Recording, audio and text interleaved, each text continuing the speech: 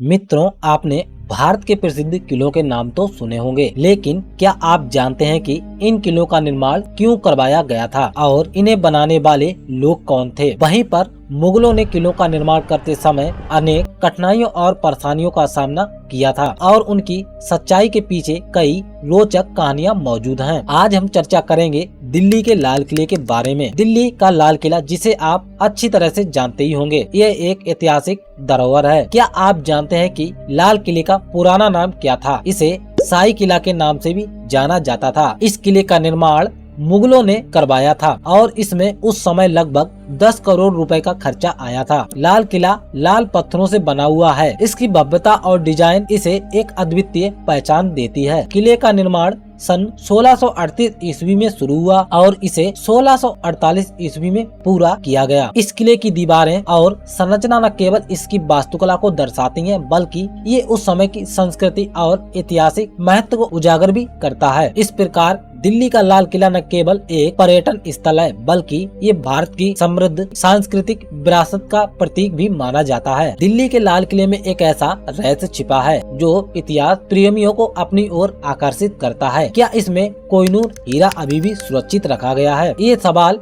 न केवल भारतीय इतिहास के प्रेमियों के लिए बल्कि पूरे विश्व के लिए महत्वपूर्ण है। आज हम इस वीडियो के माध्यम से लाल किले के पीछे की पूरी सच्चाई का खुलासा करेंगे, लेकिन इससे पहले अगर आप सभी लोग हमारे इस चैनल पर नए हैं तो चैनल को सब्सक्राइब और वीडियो को लाइक कर दीजिए। तो चलिए अब वीडियो को शुरू करते हैं। दिल्ली का लाल किला, जिसे भारत की आन बान और शान के प्रतीक के रूप में देखा जाता है, इसका इतिहास मुगल शासन के साथ गहराई से जुड़ा हुआ है। सन 1857 तक ये किला मुगलों का मुख्य गढ़ रहा, जहाँ से उन्होंने शासन किया। ब्रिटिश शासन के दौरान इस किले में कई महत्वपूर्ण कार्यक्रम आयोजित किए गए थे जो इसे ऐतिहासिक महत्व प्रदान करते हैं। लाल किले का निर्माण सन 1648 में मुगल सम्राट शाहजहां के द्वारा एक भव्य महल के रूप में करवाया गया था। ये किला पूरी तरह से लाल पत्थरों से निर्मित है, जिसके कारण इसका नाम लाल किला पड़ा। शाहजहां ने 1540 ईस्वी में इस्लाम शाह सूरी द्वारा निर्मित टेमगढ़ किले की तर्ज पर इस किले का भी निर्माण करवाया था। इस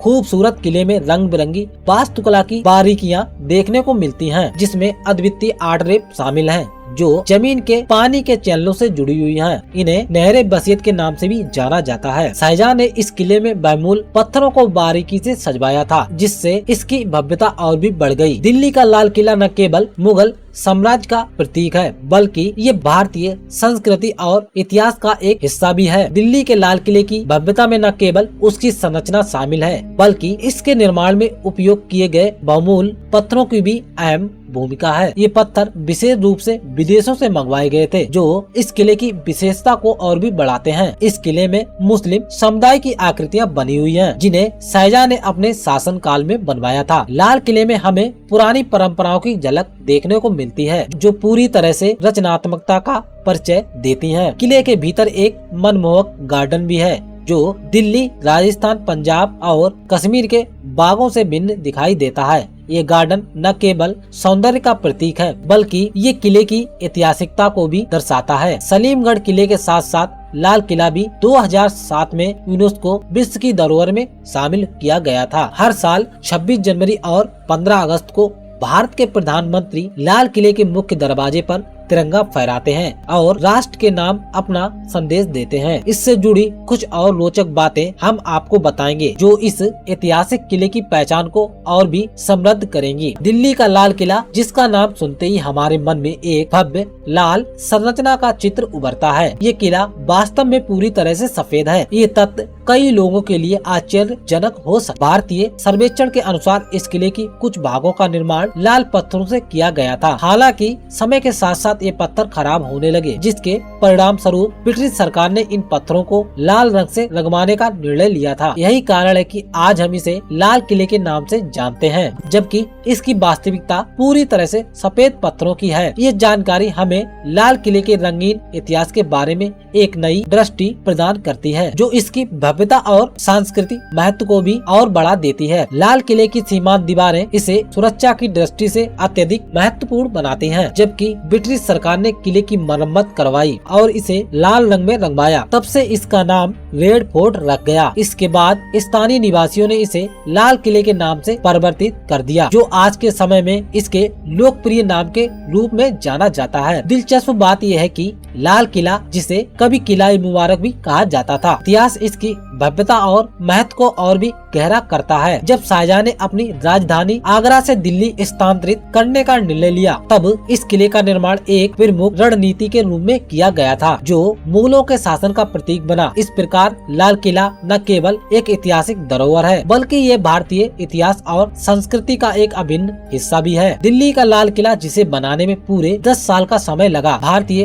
वास्तुकला की एक उत्कृष्ट कृति है। उस समय निर्माण कार्य के लिए पर्याप्त साधनों की कमी थी, लेकिन उस समय अच्छे कारीगरों की कमी नहीं थी। इस ऐतिहासिक किले का निर्माण उस्ताद आमिद और उस्ताद अहमद की कड़ी मेहनत और विशेषता के रूप में संभव हुआ था। लाल किला पूरी तरह से चूना और पत्थर से निर्मित है और इसका निर्माण कार्य 1648 ईस्वी में पूर्ण हुआ था। इस भव्य संरचना के निर्माण पर लगभग 10 करोड़ रुपए की लागत आई, जो उस समय के लिए एक विशाल राशि मानी जाती थी। इस प्रकार लाल किला न केवल एक ऐतिहासिक धरोहर है, बल्कि ये मुगलों की वास्तुकला और उनके साम्राज्य की शक्ति का प्रतीक माना जाता है। कोहिनूर हीरा, जिसे विश्व के सबसे कीमती हीरो में से एक माना जाता है, कभी मुगलों के राजसी ताज का अभिन्न हिस्सा हुआ करता था। यह हीरा ठोस सोने से बना एक शानदार फर्नीचर का भाग, जिस पर बहुमूल्य धातुओं की सजावट की गई थी। कहा जाता है कि इस ताज को पहनकर शाहजहां अपनी गद्दी पर बैठते थे, जो उस समय की राजसी ठाट बाट का प्रतीक माना जाता था। लाल किले का मुख्य प्रवेश द्वार, जिसे लाहौर गेट के नाम से भी जाना जाता है, ऐतिहासिक महत्व रखता है। किले में 2 प्रमुख दरवाजे हैं, दिल्ली गेट और लाहौर गेट। शाहजहां के लाहौर गेट के प्रति विशेष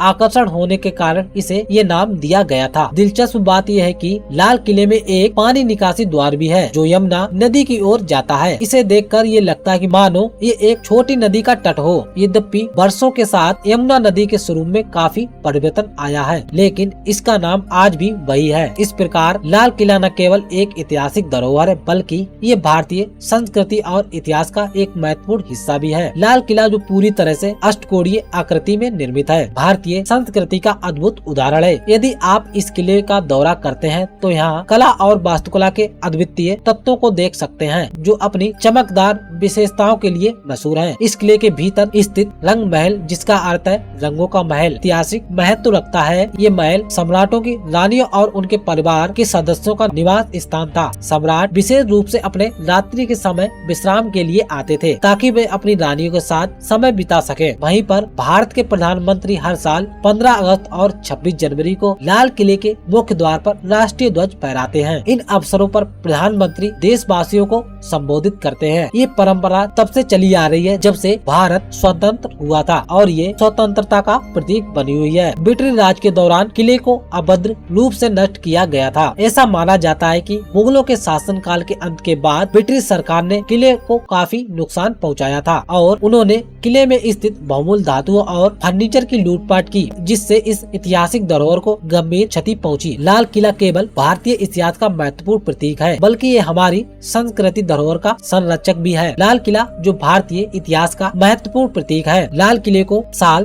2007 में इस किले को एक वर्ल्ड हेरिटेज साइट घोषित किया गया था। इस निर्णय के पीछे लाल किले के ऐतिहासिक और सांस्कृतिक महत्व को दर्शाता है। ये भारत के लिए गर्व की बात है कि हमारे पास ऐसी प्राचीन धरोहर है, जिसकी प्रशंसाएं विश्व भर में की जा रही हैं। दोस्तों, अगर आप भी दिल्ली के लाल किले में घूमने गए हैं, आपने वहाँ पर क्या नई चीज देखी है, तो हमें कमेंट करके जरूरी बताएं। अगर आपको वीडियो पसंद आई है, तो वीडियो को लाइक और चैनल को सब्सक्राइब कर दीजिए। मिलते हैं हम एक और नई वीडियो के साथ, तब तक के लिए जय हिंद, जय भारत।